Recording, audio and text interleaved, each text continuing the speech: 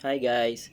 Thank you sa mga nagsishare, nagla-like, nagko-comment, nakikinig sa mga pinopost ko. So, medyo seryoso muna tayo. Check this.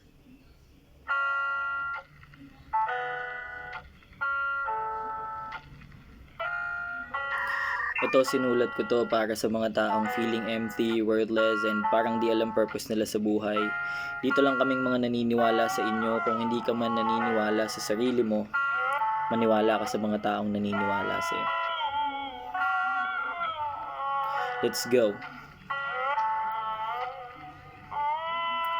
Ikaw ay nag-iisa sa may silid na madilim, yung iniisa-isa mga sakit na kinimkim. Sa iyong damdamin magdasal ka man ng taimtim, buhay mong dating makulay na balutan ng itim. Mga sugat ng kahapong bumaon na madiin, dahan-dahang lumalabo na ang iyong pagtingin. Sa pag-asa tila wala nang natira ni katiting, naisipan ng lasunin ng sarili kitilin.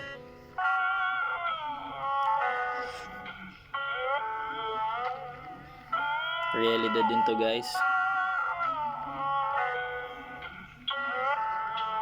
Listen. Feeling mo laging mali iyong mga desisyon, feeling mo'y naliligaw, nawawalan ng direksyon. Gusto mo nang sumigaw at ilabas ang emosyon, pero ayaw makapukaw sari-saring atensyon. Pati pagbangon sa umaga, wala nang intensyon dahil wala ka nang gana, walang motibasyon. Dumating pa nga sa puntong pati siya ay question, biktima ng walang awang mapanirang depresyon. Para sa mga kaibigan nating may mental health problem, para sa inyo to. Kung ito'y naramdaman, halikat sa akin makinig, pakinggan bawat mensaheng lalabas sa aking bibig. Damahin ng iyong puso at ang bawat pagpintig, may rason kung bakit ka nandito sa ating daigdig. Saluhin ng aming yakap sa tuwing nanginginig, gawing kumot ang mga yakap sa tuwing nilalamig, gawing tubig ang mga payo sa tuwing nasasamid.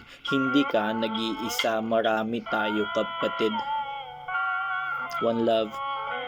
Huling paalala guys.